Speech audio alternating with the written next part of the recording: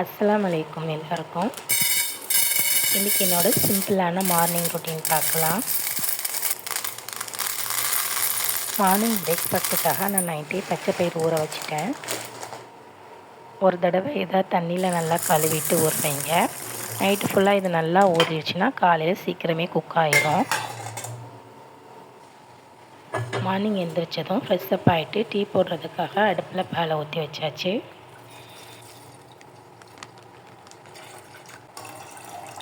Meanwhile night நான் டிஃபனுக்காக பச்சை பயிறு ஊற வச்சுருக்கேன்ல, அதை பாயில் பண்ணிக்கிறலாம். நைட்டு ஃபுல்லாக ஊறினால இது சீக்கிரமே குக் ஆகிரும். குக்கரில் வேக வைக்கணும்லாம் ஒன்றும் அவசியம் இல்லை.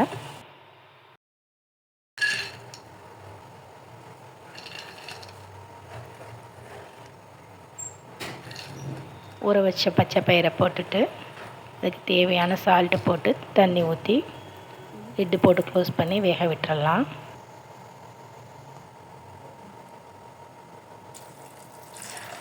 டீ ரெடி ஆகிறதுக்குள்ளே பயிரும் நல்லா குக்காகி வந்துடும்.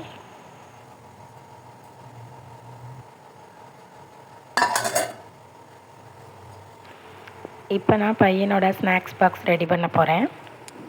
வாட்டர் ஃபில் பண்ணி வச்சாச்சு பாட்டிலில். ஸ்நாக்ஸுக்கு வீட்டில் ஆப்பிள் இருந்துச்சு, அதை தான் கட் பண்ணி வைக்க போகிறேன்.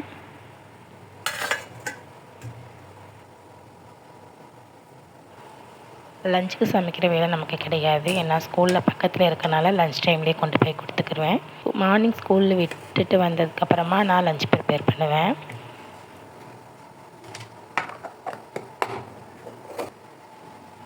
பாலும் நல்லா கொதிச்சிருச்சு. இப்போ டீக்கு தேவையான இன்க்ரீடியன்ஸ்லாம் சேர்த்துட்றேன். டீயில் இஞ்சி, ஏலக்காய், டீத்தூள், சுகர் எல்லாம் போட்டு நல்லா கொதிக்க விட்டாச்சு. இப்போ டீயும் ரெடி ஆயிடுச்சு. பயிரும் அந்த பக்கம் நல்லா வெந்துருச்சு. இதில் நாட்டு சக்கரை போட்டு மார்னிங் பிரேக்ஃபாஸ்ட்டுக்கு பையனுக்கு சாப்பிட கொடுத்துட்டேன். இதில் கோகோனட் போட்டால் இன்னுமே நல்லாயிருக்கும். டைம் ஆயிடுச்சு, அதனால் அப்புறமா நான் கோகோனட் போட்டு சாப்பிட்டுக்கிருவேன். இப்போ இப்படி கொடுத்தாலே அவன் சாப்பிட்ருவான். அவ்வளோதான். அஸ்ஸலாமு அலைக்கும்.